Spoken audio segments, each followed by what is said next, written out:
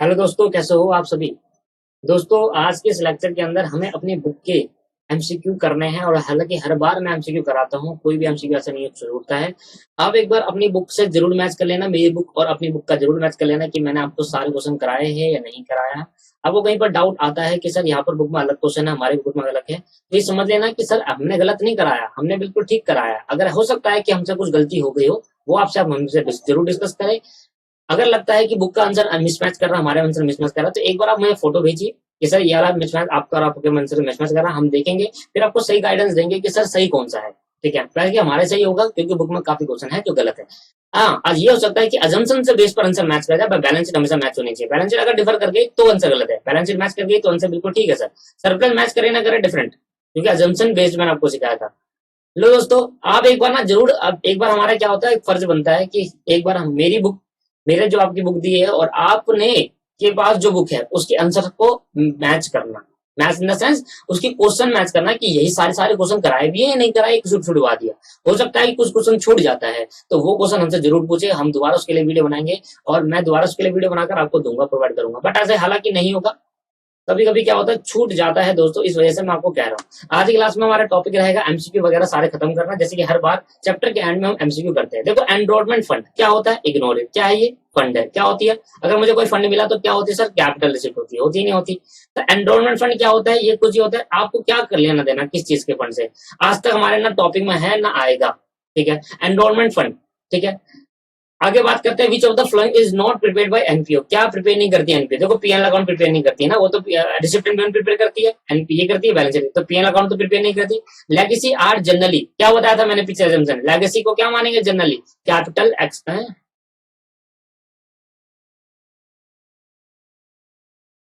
Expense कहां से हो गया लेगेसी, सर गलत है ये क्वेश्चन ही गलत है। लेगेसी का भी एक्सपेंस होता है नहीं, सारा लिखा है capital expense, treat loss, revenue expense, deferred revenue expense, capitalised, capitalised लिखा है, ये रेवेन्यू डेफर्ड रेवेन्यू एक्सपेंस इसके साथ है, सॉरी सॉरी सॉरी। ठीक है सर, पहली बात तो लेगेसी हमें पैसा मिलता है एनपीओ को, तो वो तो है, ये है डेफर्ड रेवेन्यू एक्सपेंस। देखो डेफर्ड रेवेन्यू एक्सपेंस इसके साथ है, ये एक्सपेंस है इसके साथ, इसके साथ यहाँ पर, तो ये सिर्फ कैपिटलाइज लिखा हुआ ए पॉइंट में, तो कैपिटलाइज मैंने एजम्पशन नहीं की थी। लेगेसी को क्या मानेंगे जनरली, एजम्पशन पे कैपिटलाइज मानेंगे। Any donation received for specific, कोई भी अगर डोनेशन स्पेसिफिक पर्पस है क्या होती है, कैपिटल रिसिप्ट होती है। Receipt and payment account, receipt and payment account कहाँ है, receipt and payment account for NPO organize is nominal account, real account, income statement account या financial account. Sir receipt and payment account क्या होता है हमारे लिए, सर रियल अकाउंट होता है, it is just like a cash account. और income and expenditure account क्या होता है, सर नॉमिनल अकाउंट होता है। Capital, the capital of no NPO generally known as, जो एनपीओ की कैपिटल होती है उसको कैसे बोलते हैं, एनपीओ की जो कैपिटल इक्विटी बोलते हैं, नहीं sir accumulate. Sir cash fund नहीं आएगा, कैपिटल फंड आएगा। कैश फंड भी बोल सकते हैं सर, कैश फंड भी बोल सकते हैं, ऐसा नहीं है कि नहीं बोल सकते, कैश फंड भी बोला जा सकता है। या दोस्तों कैश फंड छोड़ो, कैश फंड मत बोलो, यहाँ पर कैश फंड ना लिखकर ये लिखो एक्यूमुलेट फंड। एक्यूमुलेट इकट्ठा फंड होता है, क्या होता है एनपीओ के अंदर, एक्यूमुलेट फंड। या तो कैपिटल फंड बोलो या एक्यूमुलेट फंड बोलो, ये आपका बेस्ट आंसर रहेगा। Accumulate fund is best answer, cash fund नहीं होगा, कैश फंड गलत है सर। एक्यूमुलेट फंड क्या होता है, एक्यूमुलेट मतलब इकट्ठा, और कैपिटल का मतलब क्या होता है, इकट्ठा होता हुआ चलता है, सरप्लस ऐड होता चलता है, इकट्ठा होता जाता है, that is called accumulate fund. ठीक है मेरे दोस्तों, ये क्वेश्चन आप करके दिखाओगे मुझे होमवर्क में, कोई प्रॉब्लम आएगी पूछ देना। Any revenue expense for which a separate account is available which will be debited to separate account, कोई भी revenue expense, कोई भी revenue expense जिसके लिए separate fund बनाया गया है, याद है फंड बेस्ड अकाउंटिंग, खर्चे को क्या करते थे उसी फंड में जमा करते थे, तो debited to the separate account, debited to income and expenditure, capitalized so in the balance sheet, no debited to the separate fund account। लो भाई, हो गया आठवां कंप्लीट सर। ठीक है, इसके बाद sale of old material must be show in the credit side of, अगर मैं ओल्ड मटेरियल बेचता तो कहां जाएगा, इनकम एंड एक्सपेंडिचर के क्रेडिट साइड में जाएगा, सिंपल सी बात है। देखो कैश बुक में तो क्रेडिट साइड नहीं जाएगा, जब मैं माल बेचूंगा तो पैसा आएगा जाएगा सर, आएगा आएगा तो डेबिट साइड में जाना चाहिए ना कैश बुक में। और जब मैं कोई मटेरियल बेचूंगा ओल्ड, तो मेरी क्या होगी, इनकम होगी, तो इनकम कहां जाता है, क्रेडिट साइड पे। The information for preparing receipt and payment account is taken from the, किससे लेते हैं, इनकम रिसिप्ट पेमेंट की, रिसिप्ट एंड पेमेंट अकाउंट की जो इन्फॉर्मेशन होती है वो किससे ली जाती है दोस्तों, किससे ली जाती है दोस्तों, कैश बुक से सर, क्योंकि receipt and payment account just like cash book है, तो हमारा कैश बुक के अंदर क्या होगी, बहुत सारी मतलब सारी डिटेल होगी, तो उसी से थोड़ी बहुत डिटेल हम जो रिसिप्ट एंड जो एनपीओ से रिलेटेड है वो ले लेंगे सर, कैश बुक है एक तरीके का, कैश बुक से ले जाएंगे। Any donation received for specific purpose is capital receipt, ये तो ऊपर भी आ गया था सर, ये तो आप होमवर्क करके लिखाओगे। सब्सक्रिप्शन एरियर करंट का ये रहा, एडवांस का ये रहा, सब कर लोगे सर। 500 रुपए सब्सक्रिप्शन एरियर होगा, करंट आउटस्टैंडिंग 1200 मेंबर है, ईच पे, अरे ये तो सिंपल है, हर एक मेंबर 1200 मेंबर है, ईच पेमेंट 10 रुपए, तो 12,000 हो गया आंसर, खत्म। इसमें इसकी तो ट्रीटमेंट करनी होती, याद है मैंने बताया था जब मेंबर वाली बात है कि वो सीधे पता जाएगा कि 1200 मेंबर है, हर एक मेंबर 10 रुपए देता है, तो कितना हो गया हमारे इनकम एक्सपेंड में, 12,000 रुपए जाएगा।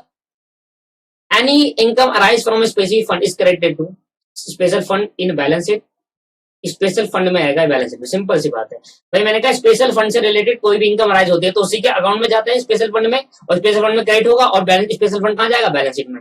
समझ में आ रहा है, क्रेडिट कहाँ होगा, स्पेशल फंड में, और स्पेशल फंड कहाँ जाएगा, बैलेंस शीट के अंदर। ये मैं फंड बेस्ड अकाउंटिंग पढ़ा चुका, मतलब कोई भी ऐसा चीज नहीं होगी जो मैंने नहीं पढ़ाई होगी आपको। इनकम और एक्सपेंडिचर सो है, सब्सक्रिप्शन इतना, भाई ये तो आप कर लोगे, सब्सक्रिप्शन तो आपको मेरे साथ है। विच ऑफ द फ्लोइंग, ऐसा नहीं है कि आप नहीं कर पाए तो मेरे से प्रॉब्लम भी नहीं पूछोगे, प्रॉब्लम मुझसे पूछना, ठीक है। Which of the following item are show in the income, कौन कौन सा item, only capital sir, only revenue in nature received during the period of account, ये रहा only item revenue nature which are received during the period of account, only item revenue nature pertaining the period of account, both the capital revenue, ये तो नहीं होगा, capital नहीं होगा, इन दोनों में से कोई एक होगा दोस्तों, और वो क्या होगा दोस्तों, वो तो कह रहा है कि ओनली आइटम, वही आइटम, ओनली आइटम और revenue nature which are received, जो कि रिसीव्ड होगा, रिसीव्ड थोड़ा ना सर, भाई रिसीव्ड हो या ना हो, हम रिकॉर्ड करते हैं ना, तो मतलब ये होगा C point, only item received pertaining, जो किस ईयर से रिलेट कर रहे हैं, करंट ईयर से, पीरियड ऑफ अकाउंट, जिस साल में अकाउंट बना रहे हैं, अगर उस साल से रिलेट कर रहा है, वेदर रिसीव्ड और नॉट, वो आइटम रेवेन्यू नेचर के आइटम डाले जाएंगे। आया समझ में नहीं आया, तो रिसीव्ड लिखा है सर, वो रेवेन्यू नेचर के आइटम डालेंगे जो रिसीव्ड होगा during the period of account. Period of account का मतलब क्या होता है, जिस पीरियड में, जिस साल में हम अकाउंट बना रहे होते हैं, तो मान लो करंट ईयर में अकाउंट बना रहे, तो करंट ईयर में जो पैसा रिसीव्ड होगा वही डालेंगे, नहीं जो पैसा रिसीव्ड हो या ना हो, पे करा हो या ना करा हो, सारा डालेंगे। चीज आइटम सर, आया समझ में आपको, ठीक है। देखना, in the receipt and payment account the payment are recorded, payment कहाँ रिकॉर्ड होती है भाई, क्रेडिट साइड में, ये तो सिंपल है। The closing debit balance of in the receipt and payment account indicate, जो क्लोजिंग डेबिट बैलेंस होता है, क्लोजिंग मतलब बाई बैलेंस सीडी, वो क्या होता है, cash balance at the end of the year. Cash balance भाई, कैश बैलेंस या कैश या बैंक बैलेंस बोल सकते हैं, आपको मैंने अभी कराया था ना, पिछली क्लास में क्वेश्चन कराया था, मैंने क्या कहा था, opening cash balance, opening balance, closing cash balance, जो क्लोजिंग होता है वो कैश बैलेंस होता है, डाला भी है। The income and expenditure account is prepare on the basis of dash system, accrual basis account, mercantile नहीं, ऐसा कुछ नहीं होता मर्केंटाइल, एक्यूरल आएगा sir, accrual basis of accounting. Income and expenditure prepare करता है basis of accrual system of accounting, accrual basis of accounting, वैसे पैसा रिसीव्ड हो या ना हो, ठीक है, मर्केंटाइल नहीं आएगा इधर। Income and expenditure account match all receipt against the revenue payment pertaining the relevant accounting year. Income and expenditure में क्या आएगा, सिर्फ रेवेन्यू रिसिप्ट आएगी, कैपिटल तो आएगी नहीं, जो कि अगेंस्ट होगा रेवेन्यू पेमेंट के। भाई रेवेन्यू रिसिप्ट और रेवेन्यू पेमेंट को जब मैं मिलाऊंगा तभी तो जाकर मेरे क्या निकलेगा, उस अकाउंटिंग ईयर का सरप्लस या डेफिसिट निकलेगा। तो अगेंस्ट का मतलब क्या होता है, आपस में मिलाना, मैच करना, अगेंस्ट रेवेन्यू रिसिप्ट और रेवेन्यू पेमेंट को, that is revenue. Any amount received toward the endorsement fund, अब एंडोर्समेंट फंड बता देता हूँ क्या होता है, सुनेंगे दोस्तों क्या होता है, सिंपल सा होता है। एंडोर्समेंट फंड एक ऐसा फंड होता है जो इन्वेस्टमेंट के पर्पज से बनाया जाता है। क्या होता है, एनपीओ क्या कहती है, एनपीओ के पास बहुत सारा पैसा आता है डोनेशन के तौर पे, कहता है यार क्यों ना हम इसको इन्वेस्ट करा जाए, और इन्वेस्टमेंट के लिए एक फंड बनाया जिसका नाम हो एंडोर्समेंट फंड। एंडोर्समेंट फंड का बोला क्या होता है, ये ऐसा फंड होता है जो for the purpose of investment होता है, कि हमें इन्वेस्टमेंट कहाँ कहाँ करनी है, कितना पैसा है। तो इसमें से क्या होता है, कैपिटल में से या डोनेशन में से कुछ पैसा निकाला जाता है हर ईयर तक, और इस फंड के अंदर डाला जाता है, क्या करने के लिए दोस्तों, इन्वेस्ट करने के लिए। तो कोई भी फंड एनपीओ जब इन्वेस्टमेंट पर्पज के लिए बनाती है, उसी फंड को नाम देते हैं एंडोर्समेंट फंड। क्या समझ में आई, तो एंडोर्समेंट फंड है, तो एंडोर्समेंट फंड हो या कुछ भी हो सर, वो क्या है, कैपिटल रिसिप्ट। क्या है दोस्तों, कैपिटल रिसिप्ट है। तो एंडोर्समेंट में आया वो फंड जो एनपीओ बनाती है, किस पर्पस के लिए, अपने लिए इन्वेस्टमेंट करने के लिए, क्योंकि पैसा बैंक में पड़ाएगा तो बेकार ही है, अनयूटिलाइज ऑफ द फंड है, तो इसलिए इन्वेस्टमेंट करने के लिए अलग से फंड बनाते हैं कि इतना पैसों को हम इन्वेस्ट करेंगे और कमाएंगे वहां से, that is called capital receipt. Sir only basic बात है, फंड हमेशा कैपिटल रिसिप्ट होता है। Interest received on special fund investment will be added to the that fund, special fund इसी फंड में ऐड करेंगे। मैंने बताया था ना, किसी फंड के पैसों से अगर कोई इन्वेस्टमेंट करी और उससे कुछ इंटरेस्ट कमा ले तो उसी फंड में ऐड होगा, that is fund based accounting. इतना इंपॉर्टेंट, देखो बेसिक जब तक आपको मैंने कराया ना, बेसिक कराने के बाद ये सारी चीजें बच्चे लग रहा है। अगर मैं भी हवा में करा देता और इतनी क्लास नहीं लगाता एनपीओ में, एनपीओ मैंने कितनी सारी क्लास लगा दी सर, एनपीओ में मेरी टोटल जो क्लास होगी वो 19 क्लास हो गई, 19, पर 19 क्लास में जो बेसिक बताया ना, बेसिक से कराया है, वो सोचो सर आप, तो देखो ना सर, बेसिक देखो, बेसिक जब तक आपको क्लियर नहीं होगा ये कैसे कर लोगे? ये हर एक बात मैंने आपको बताई है, ऐसा कुछ भी नहीं है कि नहीं बताया होगा मैंने। सब क्वेश्चन रिसीव एडवांस, वो सब क्वेश्चन जो एडवांस में मिस्टेक हो गया हमारे लिए क्या है, लायबिलिटी। तो liability side of balance sheet जाएगा। हाँ, तो बैलेंस शीट में जाएगा, मिली figure in the balance sheet. ये भी नहीं बताया आपको, लिखना है liability side of balance sheet, ये लिखना है।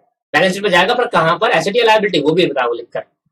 एनी रिवेन्यू एक्सपेंडिचर, देखो सर बात यह है कि जब मैं भी कोई चैप्टर पढ़ाता हूँ, सिंपल सी बात है, हमें बेसिक से पढ़ना चाहिए, क्योंकि सर हमारे कोर्स के अंदर आपको ये पता है 60 मार्क्स के ट्रू और फिंगरप्रिंट्स ये है। अगर मैं आपको चैप्टर से बेसिक से ना पढ़ाऊं ना, तो आप ये क्वेश्चन नहीं कर पाओगे। ये एक एक चीज मेरे बेसिक में है, एक एक चीज है सर, एक एक चीज, कुछ ना बताया ऐसा कोई नहीं हो सकता। एक एक चीज मैंने आपको बेसिक में क्लियर कर रखा है कि भाई ये है, ये है, ये है, ये है। सर 17 क्लास, 18, 19 क्लास लगाने का कुछ बेनिफिट हमें क्यों मिलता है? 19 क्लास लगाने के बाद भी अगर हम एमसीक्यू ट्रू फॉल्स ना कर पाए ना सर, ये तो बेवकूफी है हमारी। इसको अलग से करे तो अलग चीज है, ठीक है। Any revenue expenditure related to, कोई भी एक्सपेंडिचर, रिवेन्यू एक्सपेंडिचर जो स्पेशल फंड से रिलेटेड है, must be deducted from special fund. ये सिंपल सी बात है, स्पेशल फंड से रिलेटेड कोई खर्चा करा जा रहा है तो उसी डिडक्ट करेंगे। कितना फंड बेस्ड अकाउंटिंग है मेरा, बेसिक डिटेल कराई थी।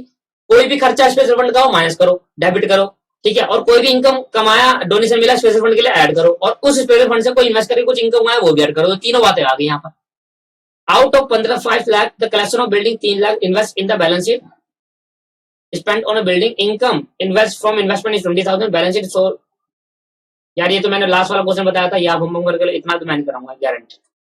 सर ये वो क्वेश्चन है जब मैंने आपको कहा था कि पैसा इन्वेस्टमेंट करने फंड से कहीं पर खर्च करा, वो खर्च से कैपिटल, वो खर्च से कोई एसेट बन जा रही है, वो ये कंसेप्ट, वो खर्च से क्या होती है, एसेट बन जाती है। तो बिल्डिंग फंड में कितना सोना है भाई, 5 लाख, आउट ऑफ 5 लाख, 5 लाख में से 3 लाख की करती बिल्डिंग खरीद ली, ठीक है, invested and balance it, unbalance spend on building. एक मिनट, एक मिनट दोस्तों, क्या लिखा है इसमें?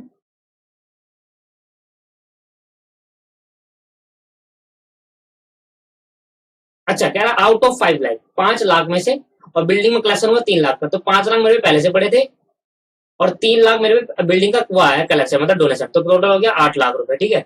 8 लाख में से मैंने क्या कर दिया, 3 lakh is invested, sorry collection from building, नहीं नहीं नहीं, ऐसा नहीं, ऐसा नहीं है। कह रहा 5 लाख है और 5 लाख में से 3 लाख आपने इन्वेस्ट कर दिया बिल्डिंग के अंदर, इन्वेस्ट कर दिया बिल्डिंग के अंदर। इनकम फ्रॉम इन्वेस्टमेंट, और इन्वेस्टमेंट करने से मेरी कुछ इनकम होगी 20,000 रुपए की, तो 5 लाख मेरे पहले से था, 20,000 मेरे पे, तो बैलेंस में क्या करूंगा, 5 लाख 20,000 शो करूंगा, क्योंकि जब मैं इन्वेस्ट करूंगा उससे मेरा पैसा क्या होगा, फंड से हटकर कहां चले जाएगा, कैपिटल फंड में, तो पैसा तो कहां रहेगा, फंड में रहेगा। तो देखा जाए तो इनका जो आंसर है ना, वो कहीं ना कहीं गलत हो जाएगा। क्यों हो जाएगा गलत? अगर मैं इसको कराऊं ढंग से आपके पास, तो यहाँ पर जो बनेगा, देखो ये बनेगा, देखो यहाँ जगह मैं आपको कराता हूँ। सबसे पहले मैंने बैलेंस शीट बनाई, बैलेंस शीट में मैंने यहाँ लिखा बिल्डिंग फंड कितना है सर, 5 लाख, ठीक है। इसके बाद क्या हुआ, collection for the building 3 lakh is invested in the balance sheet. अच्छा अच्छा अच्छा अच्छा, कह रहा है एक हमको 3 लाख का डोनेशन मिला है, डोनेशन मिला है। दोस्तों क्या क्वेश्चन है अजीबो गरीब, कैसे कर लेते हैं आप ये, देखो 3 लाख का डोनेशन मिला है, तो क्या भी कह रहा है, out of 5 lakh 3 lakh collection from building 3 lakh is invested in invested and the balance spent on building. कौन समझो सर, कह रहा है 5 लाख में से 3 लाख को तो इन्वेस्ट कर दिया। मैं आपको समझाता हूँ बिल्कुल अच्छे से, बिल्कुल अच्छे से समझाता हूँ इस क्वेश्चन को बिल्कुल बढ़िया से। यहाँ पर क्वेश्चन बड़ा टिपिकल बना दिया है, 5 लाख है, ध्यान समझना, भूल जाओ क्या पड़ा है, 5 लाख है, ठीक है। 5 लाख में से आपको 3 लाख रुपए आपने क्या करा, एक इन्वेस्टमेंट कर दी, इन्वेस्टमेंट कर दी, और वो इन्वेस्टमेंट बिल्डिंग में नहीं करी, और 5 में से तो बच जाएगा 2 लाख रुपए, वो आपने क्या करा, उससे बिल्डिंग खरीद ली, उसे क्या कर लिया दोस्तों, बिल्डिंग खरीद ली। और इन्वेस्टमेंट जहां करी थी, इससे मैंने कुछ कमा ली इनकम, इससे मैंने क्या कमा ली, 20,000 रुपए की इनकम कमा ली। अब मेरी बात सुनना, बैलेंस शीट में आपको क्या दिखेगा, बैलेंस शीट में आपको दिखेगा, देखो मेरे पे बिल्डिंग फंड दिखेगा 5 लाख का, और इस 5 लाख के बिल्डिंग फंड में मैंने क्या खरीदा, जितनी लायबिलिटी होगी उतनी मेरी एसेट होगी। तो इस 5 लाख का अगर मैं कुछ नहीं खरीदता तो मेरा पैसा बैंक में होता, जबकि अब बैंक में नहीं है, क्या है मेरा पैसा, नहीं मेरा एक पैसा बिल्डिंग में खुल गया, 2 लाख रुपए बैलेंस अकाउंट, और इन्वेस्टमेंट खरीदी 2 लाख, 3 लाख की, 2 लाख रुपए की बिल्डिंग और 3 लाख की इन्वेस्टमेंट, क्या बराबर है? अगर मैं इन्वेस्टमेंट नहीं खरीदता तो ये 5 लाख रुपए मेरा कहां दिखता, बैलेंस शीट के अंदर। ये 5 लाख कहां दिखता दोस्तों, मेरा बैलेंस शीट के अंदर, वो भी बैंक अकाउंट में, क्योंकि मैंने इन्वेस्टमेंट खरीद ली, तो इन्वेस्टमेंट में दिख रहा है, और एक बिल्डिंग दिख रहा है, बिल्डिंग खरीद ली। अब मैंने कुछ इनकम कमाई, तो इनकम कमाई तो यहाँ लिख दूंगा 20,000 रुपए, तो ये 5 लाख 20 हो गया, ये 5,20,000 हो गया। और जो 20,000 रुपए इनकम कमाई आपने वो कहाँ डालोगे? वो यहाँ पर बैंक अकाउंट में डालोगे, वो तो पैसा बैंक में आएगा 20,000 रुपए। That is a treatment. तो बैंक बिल्डिंग फंड 5 लाख रुपए, इन्वेस्ट इंटरेस्ट कमाया, इंटरेस्ट उनका 20,000, जो 5,20,000 आ गया। यहाँ का बिल्डिंग 2 लाख की, इन्वेस्टमेंट 3 लाख की, और बैंक में पैसा 20,000 पड़ा जो इंटरेस्ट वाला है। क्लियर? समझ में आ गया दोस्तों? तो बैलेंस बिल्डिंग फंड में कितना दिखेगा बताना, बिल्डिंग फंड में कितना दिख रहा है टोटल पैसा? 5,20,000। This is the right answer. तो अब वो जो कलेक्शन था वो पूरा कुछ नहीं घुमा दिया इसने। क्वेश्चन का इंटरप्रिटेशन है 5 लाख में से 3 लाख इन्वेस्ट कर दिया कहीं, और 2 लाख जो बच गया था रिमेनिंग उसको बिल्डिंग में लगा खरीद लिया। आया समझ में? तो ये आपके पास अकाउंटिंग ट्रीटमेंट है। Receipt and payment account is nothing but the consolidated of summary of cash book. बिल्कुल सही है, कैश बुक ही तो होता है receipt and payment account. Receipt payment account is a real account, बिल्कुल सही है, अभी ऊपर सीखा हमने। Income expenditure account is real account, false. Nominal account होता है, फॉल्स है इसका answer. Entrance fees unless otherwise stated is to be taken in the capital. Entrance fees अगर कुछ ना बताए तो क्या मानते हैं? मैंने बताया था आपको, जर्नल मानते हैं। फॉल्स है, बिल्कुल सही। डोनेशन अनलेस कुछ ना बताया तो क्या माने? Capital. Donation otherwise stated is to be taken as a capital receipt. नहीं नहीं, डोनेशन जनरल रिसिप्ट तो गलत है सर, ये फॉल्स है, इसको फॉल्स करो, गलत है सर। डोनेशन को क्या मानना है अगर कुछ ना बताए तो? Unless otherwise stated in taken to be capital receipt. नहीं सर, जब तक कुछ ना बताएगा डोनेशन के बारे में हम उसको जनरल मानते हैं, कैपिटल नहीं मानते। फॉल्स है इसका answer. Sale of old material must be credited to special fund. अगर मैं ओल्ड मटेरियल बेच रहा हूँ तो कैपिटल फंड में जाएगा? नहीं सर, कैपिटल फंड में क्यों जाएगा? अगर मैं ओल्ड मटेरियल बेच रहा हूँ तो वो इनकम एक्सपेंडिचर क्रेडिट साइड में जाएगा। कितनी बार भेजा देख लो जाके क्वेश्चन, इतने सारे क्वेश्चन करा था। Sale of old newspaper, sale of old material, income expenditure credit side में डाला था। Income expenditure related to the special fund, not be deal with the income expenditure account. Income expenditure, income expenditure कोई भी खर्चे, income and expenditure account नहीं है दोस्तों। वो क्या है? इनकम एंड एक्सपेंडिचर, मतलब कोई भी इनकम हो रही है, कोई भी एक्सपेंडिचर हो रहा है स्पेशल फंड से रिलेटेड, वो कहा जाएगा? इनकम एंड एक्सपेंडिचर में जाएगा या बैलेंस शीट में जाएगा? सर वो बैलेंस शीट में जाता, पता है आपको। स्पेशल फंड से रिलेटेड सारी चीजें कहां जाएगी? बैलेंस शीट में। हाँ, अगर खर्चा ज्यादा हो गया तो रिमेनिंग खर्चा कहां जाएगा? इनकम। वो नहीं पूछ रहा। इनकम और खर्चा रिलेटिंग स्पेशल फंड से रिलेटेड होगा, वो कहां डील होगा?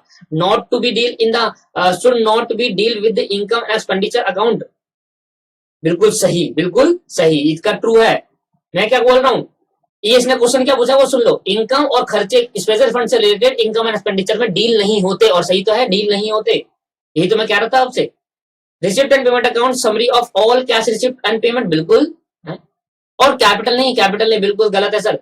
सर रिसिप्ट कैश बुक के अंदर कैपिटल और रेवेन्यू दोनों आता है। आप रिसिप्ट एंड पेमेंट अकाउंट खोल के देख लीजिए, मेरा बेसिक वाला। कैपिटल रिसिप्ट भी आता है, कैपिटल पेमेंट भी आती है, और रेवेन्यू रिसिप्ट और रेवेन्यू पेमेंट भी आता है। गलत है ना, फॉल्स इसका आंसर है। इसने सिर्फ कहा कैपिटल रिसिप्ट और पेमेंट आती है, जबकि कैपिटल रेवेन्यू दोनों आता है। Any subscription received in advance are treated as capital receipt and they are taken to the liability side of the balance sheet. Any subscription received in advance, कोई भी subscription जो advance में receive होता है उसको कैपिटल रिसीप्ट मानते हैं और उसको liability side of the balance sheet डालते हैं। भाई कोई भी सबस्क्रिप्शन जो एडवांस में रिसीव होता है वो हमारी क्या होती है? लायबिलिटी होती है, बिल्कुल सही, पर उसको कैपिटल रिसीप्ट नहीं मानते। सर रिसिप्ट थोड़ी ना हमारी। रिसिप्ट तो तब बनेगी जब वो क्या होगा? जब वो क्या बनेगा दोस्तों? जब वो बनेगा अगले साल की वो रिसिप्ट। आज इस साल की रिसिप्ट थोड़ी ना है वो। तो any subscription received in advance, कोई भी सब्सक्रिप्शन जो एडवांस में रिसीव करते are treated as capital receipt, नहीं, उसको कुछ नहीं मानते, उसको लायबिलिटी मानते हैं। And there are taken to the liability side of the balance sheet. अगर इसमें इतना लिखा होता ना liability side of balance sheet, मैं बिल्कुल ठीक कह रहा था, ट्रू। कैपिटल रिसिप्ट ट्रीट नहीं करेंगे सर। कैपिटल रिसिप्ट का मतलब होता है इस साल जो कमाया, और इस साल का थोड़ा कमाया वो अगले साल का। तो अगर ये नहीं होता तो असी में बोलता लायबिलिटी साइड ऑफ बैलेंस, बिल्कुल सही होता है। Payment to the honorarium treated as capital expenditure, नहीं, रेवेन्यू होता है। ऑनोरियम क्या होता है? रेगुलर नेचर का खर्चा होता है, मैंने लिखा है। लो sir, last capital items are so in the balance sheet. ठीक, revenue income and expenditure are so in the income and expenditure. Non trading collection, non trading concern मतलब एनपीओ। नॉन ट्रेडिंग कंसर्न का मतलब क्या है? जहां जहां non trading concern लिखा वो NPO. NPO collect fund through, NPO fund collect करती है थ्रू, किससे फंड कलेक्ट करती है? अपना पैसा किससे कलेक्ट करती है? इसको 2 मिनट के रखो। एनपीओ नॉन ट्रेडिंग कंसर्न का मतलब क्या है? NPO, NPO collect money at a regular interval from the member, they are known as subscription। ठीक है, clear? NPO collect amount at the time of admission, that is called entrance fees।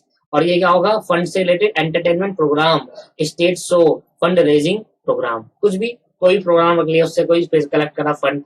ये तो entertainment programme हो गया, जैसे कि sport fund लग दिया, ये भी फंड हो गया। That is the end of the chapter. खत्म अकाउंट्स यहाँ पर। एनपीओ अकाउंट खत्म हो गया दोस्तों। आज की क्लास में इतना ही। कोई प्रॉब्लम आती है आप मुझे मैसेज करिए, आराम से बेफिक्र हो। थैंक यू मेरे दोस्तों, आज के लिए।